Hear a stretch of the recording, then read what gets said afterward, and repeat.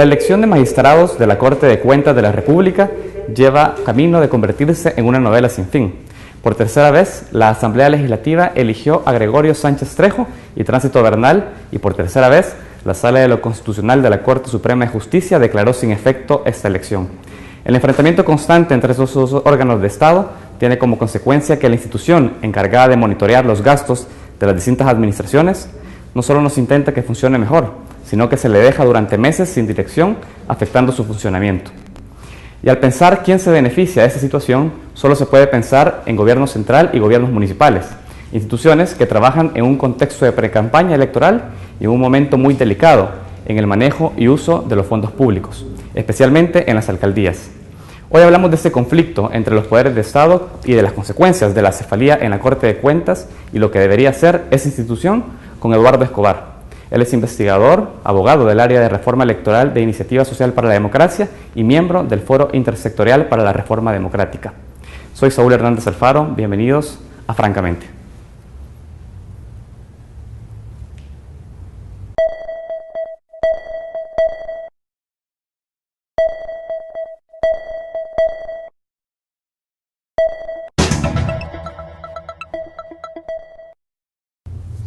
Buenos días, bienvenidos a Francamente. Hoy es lunes 1 de julio de 2013.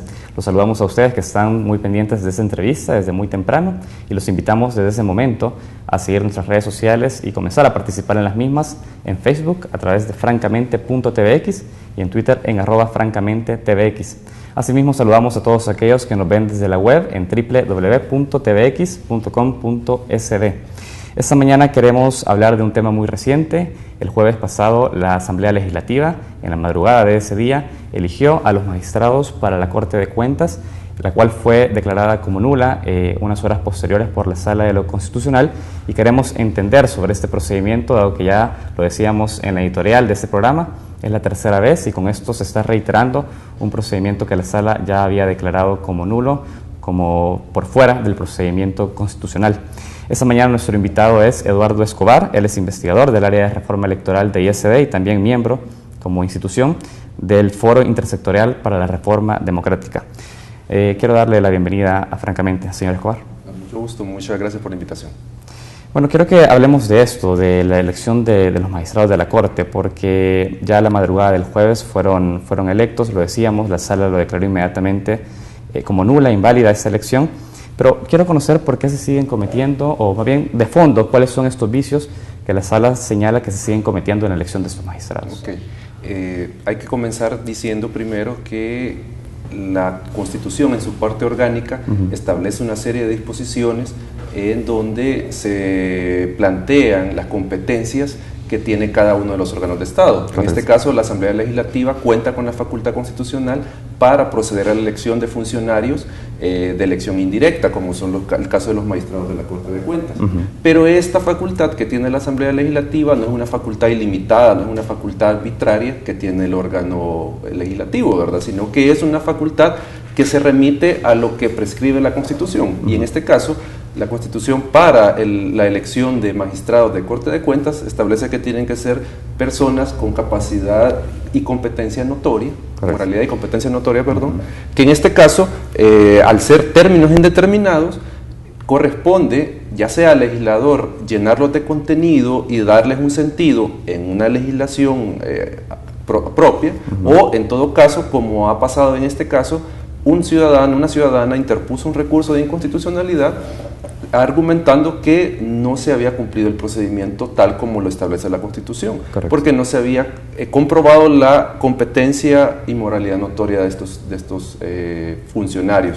Entonces, en este caso, el punto aquí que hay que tener en cuenta es que le corresponde entonces a la Sala, ante la petición del ciudadano, de la ciudadana, el explicar y determinar los alcances de la competencia notoria y de la moralidad. En este caso, la Sala se ha ido por dos aspectos. El primero, que tiene que ver con que la Asamblea en su procedimiento tiene que justificar por qué estos candidatos que fueron electos, de los 76 que iban al inicio, por qué son competentes para magistrados de Corte de Cuentas.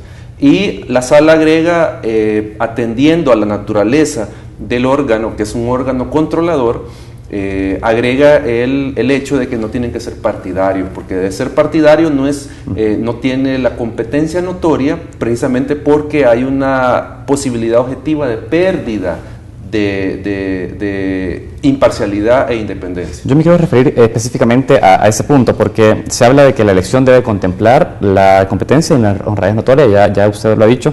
Es decir, pero al ser estos elementos tan ambiguos que hay que llenarlos de contenido por parte del legislador, ¿cómo esto se debe de contemplar ya en un procedimiento estricto? Es decir, ¿qué tipo de procedimiento tiene que darse? Sé que se presentan una serie de listas o movían candidatos en una determinada lista. ¿Cómo se da este procedimiento ya en lo operativo? Lo que ha hecho la Asamblea es, recibió los currículums de 76 o 75, no recuerdo el dato exacto, recortó la lista a 15. Pero aquí viene el punto, sí, que dice el presidente de la Asamblea Legislativa que no es un proceso, sino que es acuerdos lo que llega a la Asamblea en estos casos. Pero aquí habría que ver en el dictamen que la Comisión Política emita, debería de establecerse por qué estos 60 y tantos que dejaron fuera, por qué no eran competentes, por qué no reunían los requisitos y por qué los 15 sí. Especificidad que no existe en el equipo. Eso no existe, o sea, no se dice. Y luego de estos 15 que se redujo a 5, tampoco no se expresa en el dictamen, que en este caso el 24 y 25, correcto, no se establece cuál es la competencia notoria que tienen estos profesionales para ejercer el cargo de la Corte de Cuentas. Y aún más, en el caso de Rodney, sí, el otro magistrado, este es la justificación que da la Asamblea Legislativa. Simplemente dice de que es una persona idónea, capaz, de alta responsabilidad, que ha demostrado ser comprometida con el país. Ronnie Hueso. Ronnie Hueso. Entonces, en este caso, esta es la pieza de correspondencia que tuvo dispensa de trámite, y en base a estas 3 líneas se dice la Asamblea que comprueban la competencia. Pero aquí vengamos y pongamos los términos correctos. Se pueden tener parámetros objetivos. Por ejemplo, experiencia en la Corte de Cuentas como colaborador jurídico, por ejemplo. Correcto. Docente en las materias que tienen que ver con la Contraloría Pública, obras escritas, por ejemplo. O sea, hay una serie de criterios que comprueban de que esta persona es la idónea para ocupar el cargo y que por lo tanto es competente. Entonces, ese tipo de datos no están en el dictamen y no están en el decreto. Perfecto. Yo quiero mencionarle también respecto al nombramiento de Ronnie Hueso Serrano que la Sala de lo Constitucional, además de la competencia y honradez notoria, se refiere también a otros principios. Habla de los principios democráticos de transparencia y publicidad a la hora de realizar también esta elección. Quiero que de fondo nos metamos por qué no se cumplió el principio de transparencia y el principio de publicidad. Ya la sala señala en su sentencia que el candidato no fue sometido al procedimiento especial de elección, pues no parece que haya sido evaluado por la comisión política o por alguna subcomisión, ni que en su postulación, dice, se hayan observado los principios democráticos de transparencia y publicidad.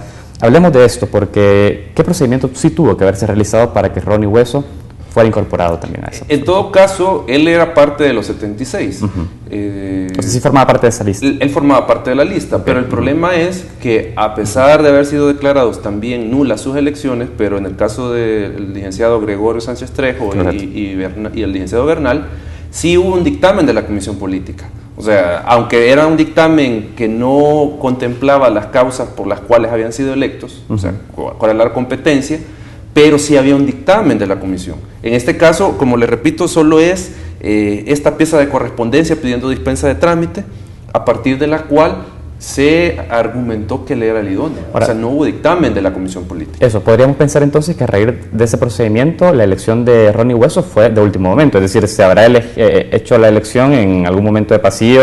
O... Claro, fue, como se dice, una reunión de amigos, en todo caso.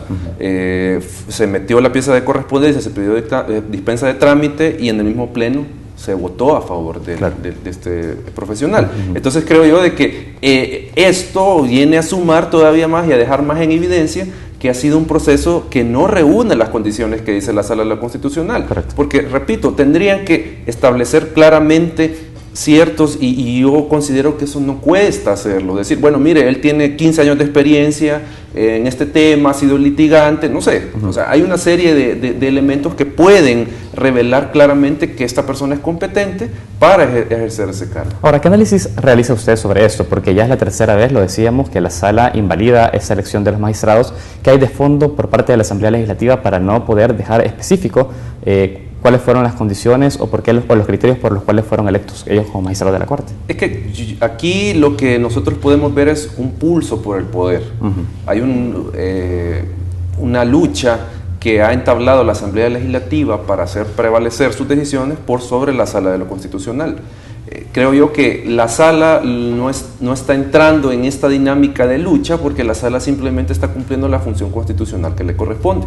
O sea, la Sala reacciona ante la inconstitucionalidad que está realizando la Asamblea Legislativa por medio de estas resoluciones de seguimiento de sentencias, correcto, de ejecución de sentencias, y es la Asamblea la que está estableciendo esta dinámica de choque, obviamente con la intención del control político de las instituciones del Estado.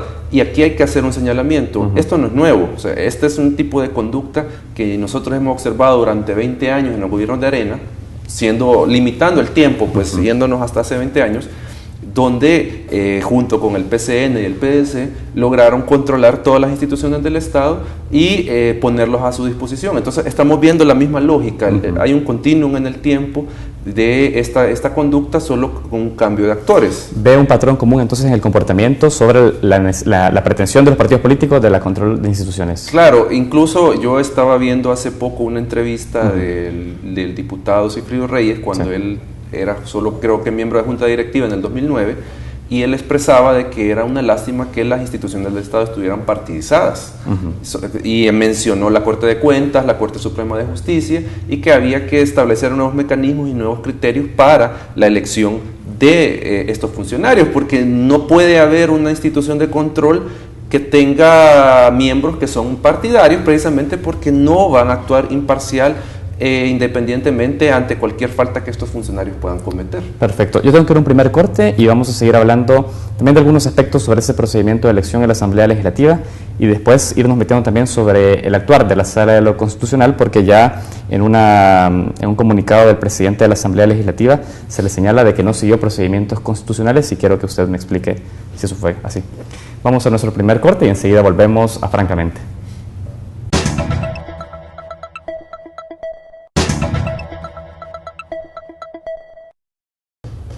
Continuamos en Francamente. Esta mañana conversamos con Eduardo Escobar. Él es investigador del área de reforma electoral de Iniciativa Social para la Democracia y también es representante del Foro Intersectorial para la Reforma Democrática. Hablamos esta mañana sobre la última elección de magistrados a la Corte de Cuentas y estábamos señalando el procedimiento por el cual fueron nombrados los magistrados a la Corte de Cuentas. Hay otro tema acá que ISD señaló en su conferencia de prensa y era sobre el procedimiento de haber hecho la elección en un madrugón legislativo. Y hablemos de ese procedimiento porque ya en el pasado se han cometido ese mismo de irregularidades a la hora de hacer elecciones o reformas, algún tipo de leyes de segundo nivel, leyes orgánicas. Hablemos de eso. ¿Por qué también la importancia de señalar realizarlo en el marco de un madrugón legislativo?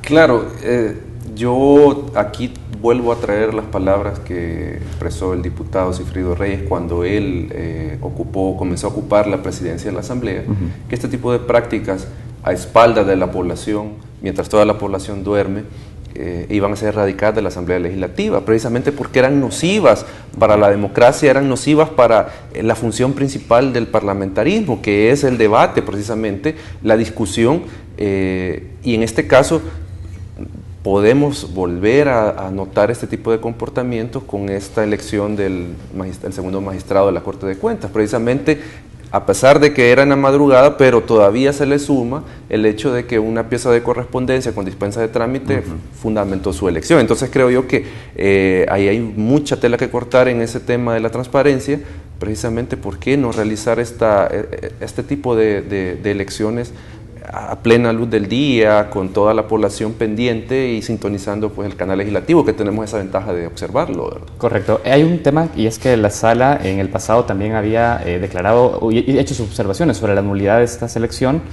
con el caso de Silvia Aguilar y también de Andrés Rovira. En ese caso también se hacía cierta vinculación y señalamiento sobre una representación directa a un partido político. En el caso de Ronnie Hueso, ¿se tiene conocimiento si también responde a esas mismas motivaciones? ¿Hay una representación política partidaria en este Bueno, lo que se maneja extraoficialmente es que sí responde a ciertos intereses del partido Gana. Incluso fue Mario Tenorio, si no me recuerdo, quien propuso la pieza de correspondencia, quien lo propuso, y las firmas vienen del partido Gana. Pero creo yo de que si se quiere la constitucionalidad o inconstitucionalidad del nombramiento de él, habría que determinarlo tal vez más por el procedimiento que se siguió, que fue por dispensa de trámites en un dictamen de la Comisión Política que no justifica lo que pide la sala, ¿verdad? Que si es competente y si no hay una afiliación partidaria. ¿Tenemos antecedentes si en El Salvador se ha hecho esa elección bajo los principios y los parámetros que señala la Constitución, los señalamientos que hace la sala que no se han cumplido con estas últimas elecciones?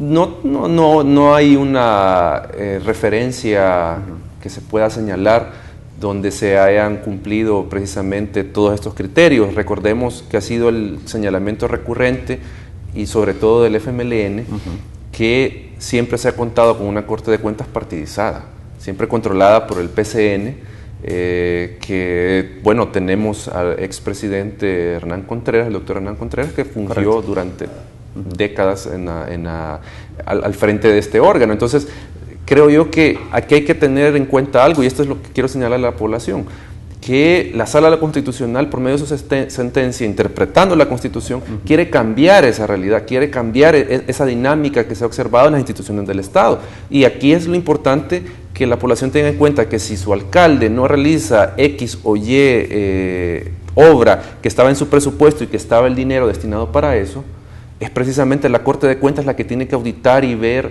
el destino de esos fondos. Y si es un partido político el que lo controla y es del mismo partido del alcalde que ha malversado fondos, ¿cómo va a entrar a controlar la Corte de Cuentas a esa institución? Y al final, ¿quién sale perdiendo? Es la población, porque no tiene las obras que están destinadas a su favor. Y hablamos de dineros públicos, hablamos de fondos públicos también que bueno, deben ser controlados por la población. Yo quiero meterme también en ese análisis sobre la necesidad de una Corte de Cuentas despartidizada, pero antes también conocer su análisis sobre un tema importante, y es que, ya lo ha señalado, la característica sobre la Corte de Cuentas es que ha estado bajo el control de los partidos políticos. De alguna manera, el hecho de que el procedimiento constitucional para la elección de magistrados sea por mayoría simple y no por mayoría calificada, ¿no está afectando y haciendo más vulnerable que ese instituto sea controlado? Ese es otro de los aspectos que precisamente juegan en en esta dinámica que se está dando, que no se necesita del consenso mayoritario dentro de la Asamblea Legislativa para tomar la decisión de quiénes son o no son electos magistrados de la Corte de Cuentas. Claro. Y ese es un señalamiento que se ha venido haciendo precisamente que tiene que ser una mayoría calificada la que elija a los magistrados de la Corte de Cuentas. Se han sometido al conocimiento de la Asamblea Legislativa varias iniciativas en ese sentido, en cuanto que tiene que ser la mayoría calificada la que decida quiénes se convertirán en magistrados de la Corte de Cuentas. Precisamente porque una correlación legislativa fácilmente puede hacerse del control de la elección y por ende de la Corte de Cuentas, y eso es lo que estamos presenciando y es lo que hemos presenciado antes, porque entre Arena y el PCN elegían magistrados de Corte de Cuentas. Correcto. O sea, porque tenían la mayoría simple, ellos sumaban la mayoría simple y así procedía la elección. Entonces, ese es otro aspecto que hay que repensarlo, porque es del único funcionario, aparte de los magistrados de la Tribunal Supremo Electoral, que son electos por partidos, que solo se requiere la mayoría simple. De ahí nosotros observamos al resto de funcionarios de elección de segundo grado, que sí proceden con elección de 2/3 de los diputados electos. ¿Usted cree que la manera de elegirlos por mayoría calificada podría servir de un contrapeso para que se puedan revertir o por lo menos contener ese tipo de control directo sobre estas instituciones del Estado? Claro, esa es la lógica, eso es lo que tendría que hacer, que haya un mayor consenso, pero también hay que señalar algo, que dada la cultura política de nuestros diputados, eso va a ser más un reparto, o sea, quedaríamos siempre en un reparto al final, pero ya creo yo que no es problema del diseño institucional que se tome para la elección, sino que al contrario, ya es una cuestión de cultura política, porque aquí lo que se haría entonces es, y aquí pongo yo, si se quiere, un poco en entredicho las motivaciones democráticas y en favor del Estado de Derecho de Arena. Yo creo que si ellos tuvieran un magistrado de la Corte de Cuentas, tuvieran incidencia sobre esta elección y pudieran tener uno, creo que aquí no habría ningún problema. O sea, no estuviéramos en este debate entre la Asamblea Legislativa. Quiero que hablemos de eso, porque en algún momento se señaló que Gregorio Sánchez Trejo sí respondía a unos intereses, o por lo menos contaba con el consenso de Arena para ser electo como presidente magistrado de la Corte de Cuentas. Y también conocer su opinión sobre cuál ha sido también la posición de Arena en el marco de este proceso, porque ahora ellos han declarado inclusive en el proceso de la elección como un procedimiento inconstitucional. Entonces, hablemos de eso, es decir, cómo también analiza la postura de Arena frente a ese contexto y la relación con Gregorio Sánchez Trejo. ¿Existe tal vinculación? No, desconozco en realidad si pueda tener alguna vinculación más allá del hecho de que en la segunda elección Arena le dio los votos exclusivamente al licenciado Trejo. Correcto. Pero creo yo de que, y aquí quiero hacer hincapié, ¿verdad? El hecho de que Arena haya realizado este tipo de elecciones, este tipo de comportamientos antes, creo yo de que ahora no le da mucho peso moral para estar diciendo que esto es inconstitucional si ellos lo realizaron.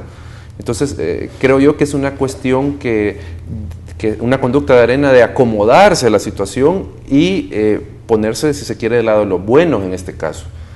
Que de toda la sociedad civil que está de alguna u otra manera renegando de este tipo de procedimientos legislativos, entonces Arena se ha puesto de lado aprovechando la coyuntura. O sea, porque yo le digo sinceramente, creo yo que las motivaciones democráticas de Arena ahorita están saliendo a relucir precisamente porque es oposición. ¿Cree que no es un entonces posicionamiento genuino el de Arena? Yo creo que no. Yo creo que si ellos estuvieran al frente del Ejecutivo y controlado el Legislativo, ellos estuvieran haciendo precisamente lo mismo. O sea, por eso creo yo que aquí hay que remitirnos a dos cosas, a ese continuum de comportamiento que tiene que ver con la cultura política, a otros factores. Usted ha hablado de un término importante, habla de la cultura política, que es necesario apuntar a ese lado. ¿Usted cree que a partir de las sentencias de la sala podría estarse motivando también a hacer otra forma de cultura política en el país? ¿O qué elementos se necesitarían para realizarlo? Yo creo que es fundamental y es base. No es todo, pero sí es importante. Recordemos que la cultura política de una sociedad se mueve más lento que las estructuras donde se enmarca esta cultura política. En este caso podemos tener un ordenamiento jurídico adecuado, podemos tener una jurisprudencia que señale estos comportamientos, pero siempre va a haber una resistencia de los actores políticos a enmarcarse en estos nuevos comportamientos, en estos nuevos patrones. Entonces, creo yo que es importante la sentencia porque ya marca ese camino que en este caso tenemos la sociedad civil que empujar a los políticos a que se introduzcan en esta nueva ruta de cómo vamos a elegir a funcionarios de segundo grado. Y aquí creo yo que vale la pena hacer la alusión de cuando se exigió el cinturón de seguridad. La mayoría no lo usaban. Y cuando se impuso la infracción y se exigió, poco a poco la gente fue entendiendo y la mayoría hoy usa cinturón de seguridad, aunque sea motivada por la sanción, pero lo hizo. Entonces ahí hubo un cambio en la cultura del salvadoreño que ahora se sube al carro y se pone el cinturón. Entonces creo yo que la sentencia de la sala puede ser esa infracción, esa esquela que está poniendo la sala para que la Asamblea Legislativa a la hora de conducir se ponga el cinturón y maneje de mejor manera la gestión legislativa. Me pongo a pensar que en dado caso los diputados necesitarían infracciones más fuertes porque es la tercera vez que se declara nula. No, claro, si uno comete la infracción 3 veces, si es grave, le suspenden la licencia. Entonces aquí creo yo que lo que tendríamos que pasar los ciudadanos a hacer es a cobrar esta factura en las elecciones legislativas dentro de 2 años. Nosotros podemos votar por cara. Yo no digo que no voten por el partido de su preferencia, pero por estos diputados que están llevando adelante este tipo de conductas, yo creo que hay que pensar en volverlos a elegir, precisamente porque están atentando contra la institucionalidad. Y aquí creo yo que esa es una de las ventajas del voto por cara. Los ciudadanos tenemos esa capacidad de no elegirlos nuevamente, precisamente porque están generando un menoscabo para toda la colectividad. Lo dice en el entendido que entre los institutos políticos partidarios hay figuras que no estarían de acuerdo con ese procedimiento, dice. Claro, nosotros podemos observar dentro de las fracciones legislativas hay disensos. Quiero referirme, por ejemplo, a uno muy puntual, el caso del diputado Mario Ponce. Él ha tenido cierto distanciamiento con los posicionamientos de su partido, precisamente porque aunque él diga que no comparta la sentencia, pero él dice que hay que respetarla. Este es un caso, creo yo, bastante puntual que se puede señalar y bastante ilustrativo de que dentro de las fracciones no hay una unanimidad respecto del comportamiento frente a la Sala de lo Constitucional. De acuerdo. Yo tengo que ir a un nuevo corte y vamos a seguir tratando ese tema y metiéndonos también en otros que tenemos pendientes. Vamos al nuevo corte y enseguida volvemos a Francamente.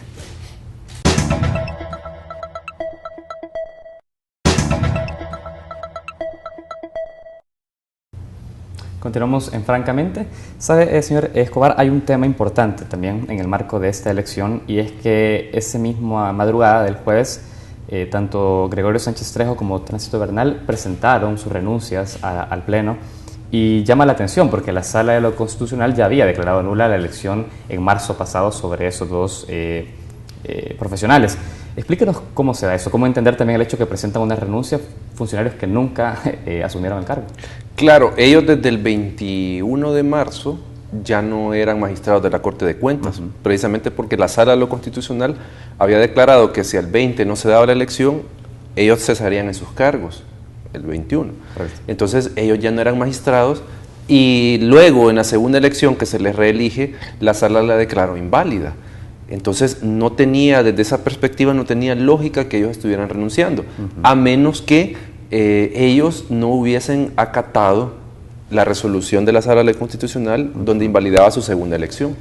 Y que de hecho me parece que fue así, porque la Sala después se conoce que envió a la Fiscalía General de la República una resolución que advierte que tanto Sánchez Trejo como Tránsito Bernal estaban utilizando o actuado como funcionarios de facto. Claro, pero creo que es lo mismo, o sea, el hecho de que ellos no reconocieron la resolución de la Sala donde declaraba nula, sin efecto jurídico, su segunda elección. O sea, ellos siguieron, a pesar de eso, dentro de la misma lógica de la Asamblea Legislativa, porque incluso en la Asamblea se manejó de que ellos no pueden renunciar porque solo es la Asamblea la que podía destituirlos por causa justificada. ¿Y eso es cierto? Sí, pero el punto es aquí que ellos ya no eran magistrados, o sea, desde ahí ya no hay nada más que discutir. No eran magistrados porque era inconstitucional su nombramiento. O sea, ya no tiene ninguna lógica esto, pero obviamente era como preparar el escenario para lo que se iba a dar posteriormente, que era otra vez proceder a la elección de estos funcionarios. Llegamos entonces sí al consenso de que estuvieron actuando de facto en la Corte de Cuentas. Claro que sí. Yo no sé hasta qué punto ellos actuaron, si ejercieron jurisdicción, pero sí consta por diferentes medios de comunicación y por diferentes fuentes que ejercieron de alguna manera actos administrativos como magistrados. Claro, por ejemplo, la rendición de cuentas del presidente de la República. Tenemos entendido que Gregorio Sánchez Trejo estuvo dentro de en el marco de este evento, en funciones como presidente. Como presidente. Pero yo más me referiría a acciones administrativas.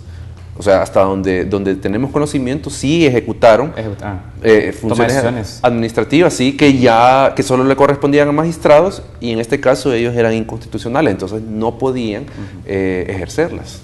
Ahora, llama la atención que si la Sala era consciente de esta situación, ¿por qué no hubo una denuncia anterior a este episodio, al episodio en el cual vuelven a ser electos? ¿Por qué no se pronunció la Sala antes? Bueno, ¿por qué cree usted debía hacerlo? Sí, creo yo que a menos de que la Sala no hubiese tenido el conocimiento pleno en el momento de lo que estaba sucediendo. No sé, habría que en realidad preguntarle a la Sala, a los magistrados, por qué hasta este momento hicieron este tipo de señalamiento a la Fiscalía y por qué no antes. Y yo incluso iría más allá, creo que se han quedado cortos la Sala.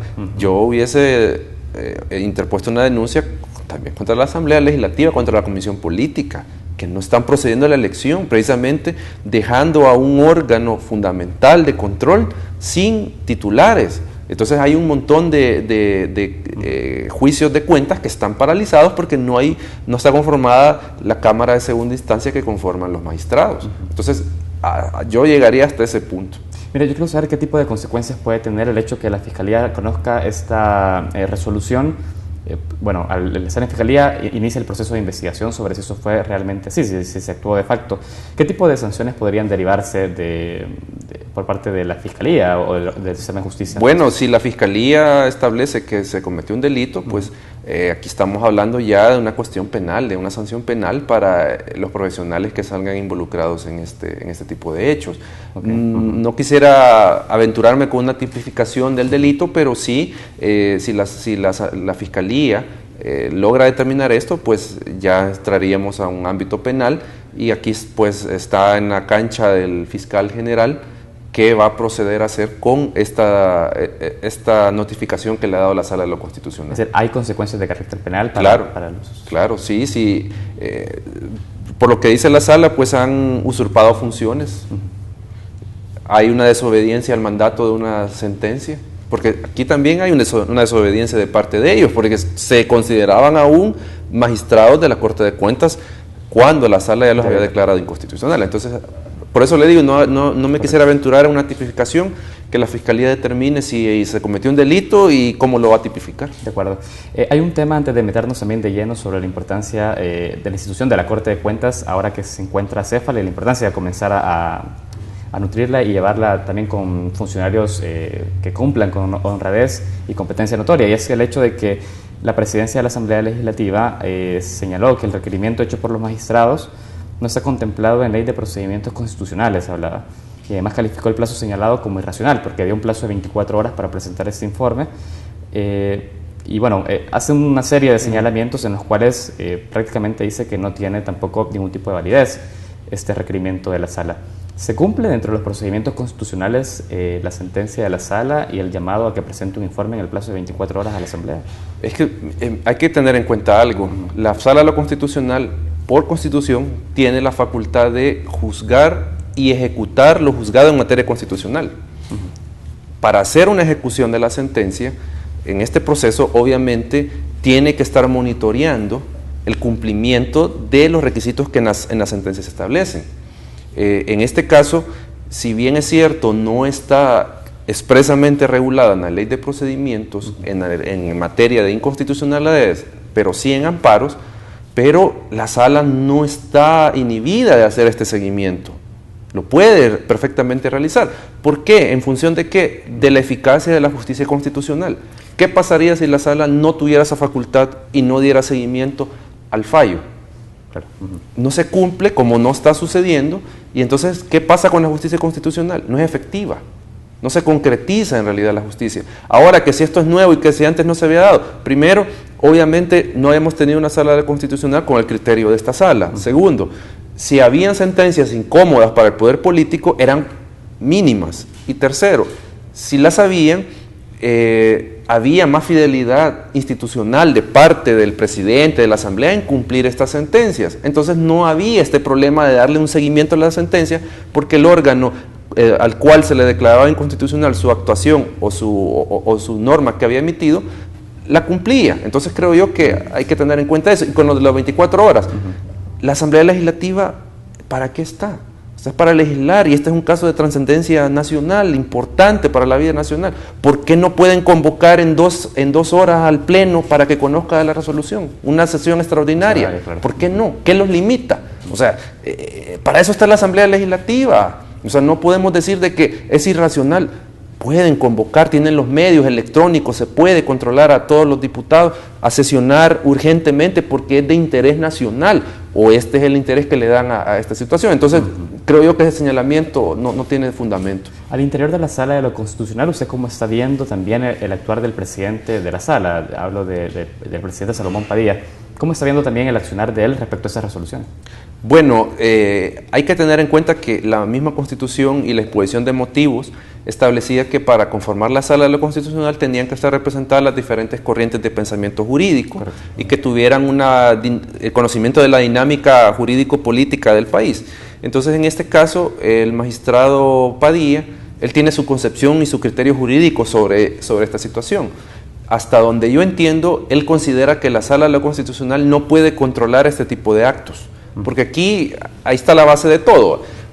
Si la Sala puede o no puede controlar un nombramiento de funcionario. Si usted me dice que sí, pues podemos construir una explicación sobre la actuación de la Sala. Pero usted me dice, no, yo no considero, la Sala no tiene esa facultad, ya no podemos hablar más. O sea, precisamente porque ahí limita cualquier explicación. Perdón, sí. Sí, no, porque la sala, según este criterio, no puede controlar. Entonces, en este caso, si él tiene este criterio, obviamente no va a acompañar este tipo de resoluciones. Usted decía, bueno, era importante también tener diferentes vertientes del pensamiento jurídico. En ese sentido, ¿es válido el hecho que él se oponga o que tenga esa lectura por parte de... Claro, él tiene libertad de pensamiento y de decisión dentro de la Sala Constitucional como magistrado de la misma. Por eso le digo, si él tiene ese criterio de que la sala no puede controlar ese tipo de actos, él puede abstenerse y no entrar a conocer y mucho menos fallar a favor de este tipo de recursos. Ahora, también aquí habría que ver si no hay pues precisamente una influencia política, dado su militancia partidaria, en cuanto que no va a atacar las resoluciones del órgano legislativo por tener alguna vinculación orgánica con miembros, con algún partido político, ¿verdad? Entonces, ahí habría que ver, y esas son las demandas que han presentado los ciudadanos respecto de su filiación partidaria. Entonces, creo yo que habría que también ver si no hay este tipo de motivaciones en el magistrado en su actuar. Mire, yo quiero ya, antes de irme al corte, que podamos entender también la importancia y que a la audiencia le pueda quedar claro sobre esto, la importancia de tener una Corte de Cuentas despartidizada y que tenga también a su interior a funcionarios que cumplan justamente con principios de honradez y competencia notoria y en el marco de procedimientos transparentes y participativos. ¿Por qué es importante, en definitiva, tener una Corte de Cuentas bajo esas características? Hay que tener en cuenta que la Corte de Cuentas es un órgano de control. ¿Qué controla? Controla los fondos públicos, los fondos que todos nosotros aportamos al Estado por medio de nuestros impuestos, por medio de nuestras contribuciones, etcétera, etcétera. Entonces, ese dinero no es de una persona en particular o de un funcionario en particular, es fondo público que está destinado a determinadas obras de interés municipal o nacional o departamental en todo caso. Yo aquí pongo, imaginémonos que una alcaldía tiene un proyecto de adoquinado de algún municipio, ya con los fondos públicos, y este funcionario en lugar de utilizarlo para esto, lo utiliza en la campaña electoral que estamos viviendo, por decirles algo. Entonces, ¿quiénes son los afectados en este caso? Es la ciudadanía, la destinataria de esta obra pública. ¿A quién le corresponde entonces, en todo caso, controlar la ejecución de esos fondos públicos, de esa gestión municipal de este alcalde? Es a la Corte de Cuentas a la que le corresponde auditar la ejecución de ese presupuesto municipal. Y si tenemos que en este caso es el partido X el que no ha realizado, el alcalde del partido X el que no ha realizado esta función, y tenemos magistrados de la Corte de Cuentas del mismo partido, ¿no creen que es lógico que él no va a controlar y va a tapar, como se menciona que ha sido la costumbre, a tapar este acto de corrupción? Porque ese es un acto de corrupción. Entonces, y aquí vuelvo a lo que mencioné hace un momento. Si yo, como magistrado de la Corte, tapo a este funcionario e incluso le puedo dar el finiquito para que se vuelva a reenganchar en la siguiente elección y sea postulado otra vez como candidato y pueda volver a gobernar, pero al final, ¿quiénes son los peores, los peor parados en esta situación? ¿Quiénes salen afectados? Es la población destinataria de estas obras.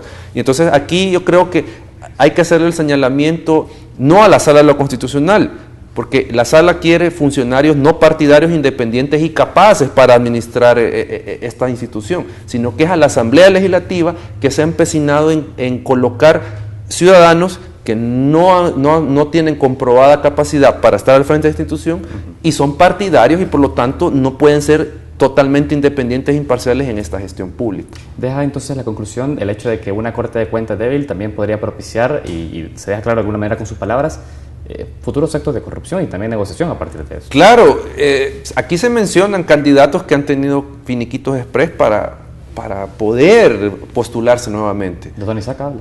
Por ejemplo, ese es un caso el más señalado, pero hay varias gestiones municipales que han sido señaladas y que al final han sido tapadas sus actos de corrupción precisamente por ineficientes procesos de control en la Corte de Cuentas. Excelente. Yo tengo que ir a un nuevo corte y al volver quiero que comencemos a hablar también de otro tema en el cual también usted como representante de ISD están dentro, y es el Foro Intersectorial para la Reforma Democrática.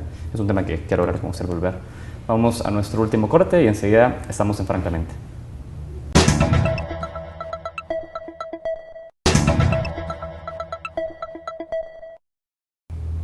Continuamos en Francamente, ya estamos ya sobre nuestro último bloque de esta entrevista. Señor Escobar, antes de pasar a otro tema, tengo acá algunas participaciones en Twitter. Y tengo una participación de Sergio Manuel, @pitsergio en Twitter. Él menciona y más bien pregunta: ¿cómo saber si los 4 de la Sala de lo Constitucional, se refiere a los 4 magistrados, también son competentes? ¿Acaso por campaña mediática a favor? Pregunta.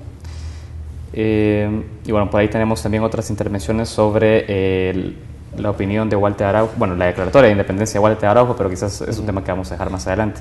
Sobre esta primera, ¿qué le parece a usted? Porque él pregunta cómo saber si también fueron o responden a la competencia y honradez notoria. Bueno, en este caso yo no he venido a hacer una defensa de la Sala de lo Constitucional ni de sus magistrados, pero sí hay que mencionar que, por ejemplo, el magistrado Rodolfo González, durante muchos años, más de 10, 12, 15 años, no sé cuántos, ha sido coordinador, ha sido parte de la Sala de lo Constitucional como coordinador de inconstitucionalidades, como letrado de la Sala, etcétera, etcétera. Él tiene una amplia experiencia dentro de la Sala de lo Constitucional como colaborador, pues, o sea, él tiene una competencia notoria, que tiene tanto tiempo, ha estudiado pues en otros países, en España según entiendo, entonces él tiene competencia notoria. El doctor Florentín Meléndez igual, él es doctor en Derecho, de aquellos doctores buenos, no de los chuecos, y aparte ha sido comisionado de la Comisión Interamericana de Derechos Humanos, pues el tema de derechos fundamentales, él lo maneja pues por esa su experiencia que tiene. Entonces, también el licenciado Sidney Blanco, él ha sido magistrado suplente, fue magistrado suplente de la Sala de lo Constitucional, entonces tiene experiencia en la judicatura, o sea, hay experiencia, pues ahí creo que no de hay... Que sí se señaló en algún momento un procedimiento que no fue tal como se sabe establecido en Constitución, era sobre Gregorio Sánchez, de Belarmino Jaime, en su momento, perdón. Se decía eso por parte de él, es decir, una elección hecha inclusive de casa presidencial, nada por fuera de las listas. Ese procedimiento, como lo vio usted, también fue un procedimiento que no se dio respecto a la ley, respecto al procedimiento idóneo. Claro, hay señalamientos también sobre el proceso de elección de los magistrados de la sala actual, de los 4, que en todo caso creo yo que responde también a la misma dinámica que se ha observado de la Asamblea Legislativa en cuanto a los procedimientos que tienen que seguir. Pero aquí hay que señalar algo, que la misma Asamblea Legislativa después reconoció de que habían acertado, días después, habían acertado con este nombramiento porque habían nombrado a gente competente y capaz al frente de la Sala de la Constitucional, y creo que aquí está el resultado de esa elección, si se quiere, que le salió al revés de como ellos esperaban. De acuerdo. En definitiva, lo que sí tenemos que dar seguimiento también desde todos los espacios de sociedad civil y medios de comunicación, el hecho de que se sigan impulsando mecanismos que sean transparentes y participativos, como ya se ha señalado. Yo quiero pasar a otro tema, y es que Iniciativa Social para la Democracia forma parte de este Foro Intersectorial para la Reforma Democrática. Quisiera que nos explicara qué es este foro, también para poder explicarle a la población qué tipo de institución estamos hablando, qué tipo de acuerdo. El Foro Intersectorial tiene la misión de llevar adelante una agenda de reforma democrática del Estado en muchos aspectos. Esta agenda comprende temas de reforma electoral, temas de reforma política, temas de reforma fiscal, de democratización de los medios, de participación ciudadana, abrir nuevos espacios de participación y otra serie de temas importantes para el país de cara a conseguir una institucionalidad democrática que sea acorde a los estándares internacionales sobre el respeto de los derechos humanos y el funcionamiento de los órganos de Estado. Ahora, el foro está conformado por diferentes organizaciones de la sociedad civil, tanto iglesias, tanto ONGs, asociaciones municipales, que están conformando este esfuerzo. Es un esfuerzo político, obviamente, no partidario, sino que político, de cara a lograr una incidencia para las reformas o la implementación de estas nuevas formas, por ejemplo, de participación ciudadana. Es decir, es una agenda bastante amplia. Me interesa que hablemos de algunos de estos puntos. Habla de reforma electoral, forman parte de la agenda. ¿Qué tipo o qué iniciativas se tienen a partir de la reforma electoral? Por ejemplo, el foro estaba impulsando y continúa impulsando los consejos municipales plurales. Y aquí hay que señalar algo. Alguien me puede decir, esto ya se reformó, ya hay consejos plurales. Sí, pero nosotros estamos por los consejos proporcionales. ¿En qué sentido? Si usted revisa la reforma, aún subsiste cierta exclusión de un sector de la población en cuanto a la conformación de los gobiernos municipales, precisamente porque la Asamblea Legislativa le dio el 51% de los escaños en el Consejo Municipal al partido que obtenga la mayoría de votos. Entonces, en este caso, si un partido obtiene el 35% de los votos y con eso gana la elección, ¿qué sucede? Se le da el 51% de los votos de los puestos en el Consejo. O sea, puede tomar decisiones vinculantes a pesar de no haber tenido la mayoría simple. La mayoría absoluta, perdón. Entonces, en este caso, nosotros estamos en función de que se le dé a igual cantidad de votos, igual poder en el Consejo Municipal. O sea, que sea proporcional la cuota de poder que se obtenga a partir de los votos obtenidos en la elección. Eso es por mencionar un elemento, ¿verdad? Correcto. También andamos en la lógica de que el voto en el exterior, porque por Constitución no está limitada a la elección presidencial, se amplía la elección legislativa y municipal. Porque la Constitución no establece ninguna limitante para los conciudadanos que viven en el extranjero que no puedan votar en la elección legislativa y municipal. ¿A cuenta de qué, verdad? Claro. Si es un derecho constitucional. Entonces, eso sería por mencionar algunos temas de la reforma electoral. De alguna manera, es también venir a fortalecer o afinar ya marcos normativos que recientemente fueron sancionados. Claro, afinarlos y en otros aspectos, como la participación ciudadana, propugnar nuevas formas de participación, por ejemplo el plebiscito y el referéndum. O sea, ese es un tema que se ha venido retardando y se ha venido evitando discutirlo en este país, pero que es importante. Y aquí no estamos hablando de que esta es una iniciativa chavista, porque eso es lo que siempre se mete para perpetuar en el poder. No, al contrario, ese es un poder ciudadano que se ha negado en nuestro marco jurídico para que los ciudadanos puedan decidir sobre ciertos temas de relevancia, o incluso también aquí hay que introducir la revocatoria de mandato. ¿Por qué como ciudadanos que hemos electo a un alcalde para 3 años y que al año y medio nosotros ya vimos de que el tipo no funciona, que este funcionario no cumple a cabalidad para lo que fue electo, por qué no podemos los ciudadanos pedir que se revoque el mandato de convocar a nuevas elecciones y elegir a uno nuevo? O sea, ese tipo de cosas son las que el foro está solicitando, y esto no, como repito, no es que estemos inventando nada, si es que esto en muchos países se maneja la revocatoria de mandato, el plebiscito, y no estamos hablando de Sudamérica, estamos hablando de Europa.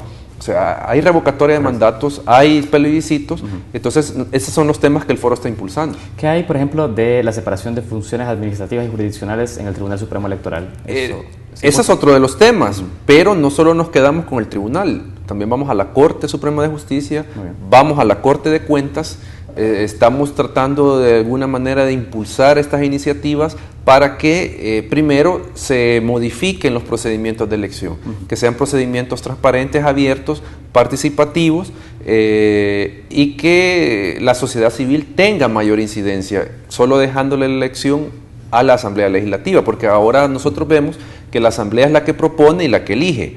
Entonces nosotros vamos por una lógica de que la ciudadanía proponga y la Asamblea elija, pero de las propuestas ciudadanas.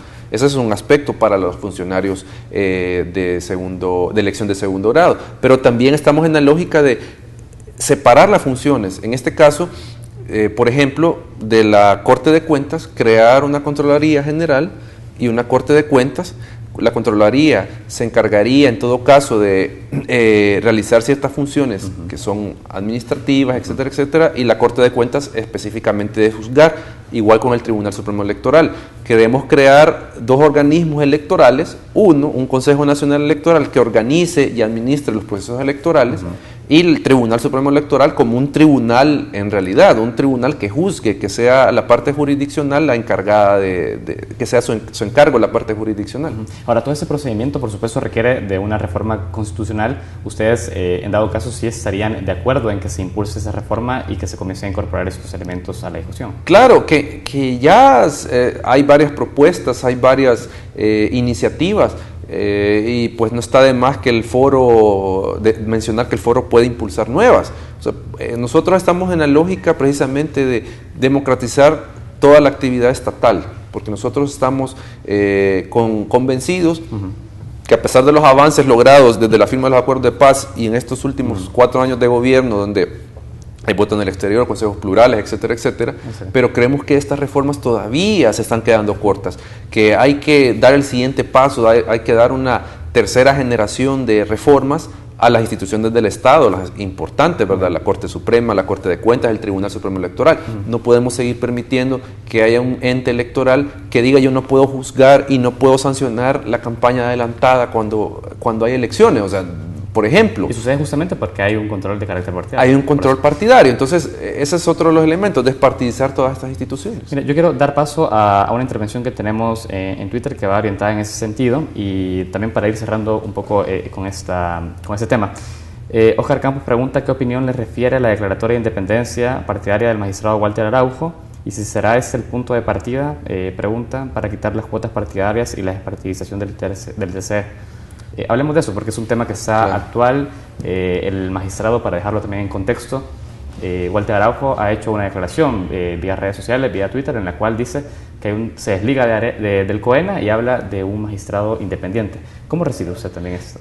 Hay que tener en cuenta algo. La Constitución, incluso la exposición de motivos, cuando hablaba del Consejo Central de Elecciones, lo que deja entrever es que es una facultad de los partidos proponer, los 3 partidos que obtengan mayor votación en la presidencia, proponer a un candidato al tribunal. Pero eso, aquí se ha entendido de que es propiedad del partido político el magistrado. Así se ha entendido. Se ha tergiversado la lógica de la Constitución, porque la Constitución, desde mi punto de vista, plantea de que el magistrado, 3 magistrados van a ser propuestos por partidos, no dice que sean miembros partidarios, militantes partidarios. Se puede estar por fuera de la estructura partidaria. Desde mi punto de vista, sí. O sea, un partido puede proponer a alguien fuera de la estructura partidaria para que ocupe un cargo de magistrado del Tribunal Supremo Electoral. Y en este caso, el magistrado Walter Araujo, que se ha declarado independiente, bueno, desde ese punto de vista que yo le menciono, tiene lógica lo que él dice, ¿verdad? Que él no va a responder a un interés partidario. Ahora, habría que ver qué puede haber detrás de su declaratoria de independencia, ¿verdad? No sé, si habrá otra motivación político-partidaria de favorecer o no a X partido, pues, pero hablándolo en términos, si se quiere, abstractos y puros, o sea, no tendría que estar obedeciendo ningún magistrado a una orden de un partido político. Perfecto, ha sido bastante claro con todas sus intervenciones. Yo tengo que cerrar la entrevista y agradecerle también el tiempo por tomarse y venir a compartir con nosotros su análisis. No, gracias por la invitación a tan importante entrevista y estamos a las órdenes. Y bueno, y también aprovecho, lo felicito por el Día del Abogado, que fue el día de ayer. Ah, bueno, gracias, aunque no soy abogado, solo licenciado. Bueno, gracias. Perfecto, y también, bueno, saludamos entonces sí, a todos los abogados del país que el día de ayer estuvieron celebrando su día. Les agradecemos también por estar pendientes de este espacio de entrevista y el día de mañana nos seguimos viendo acá por TVX. Muchas gracias.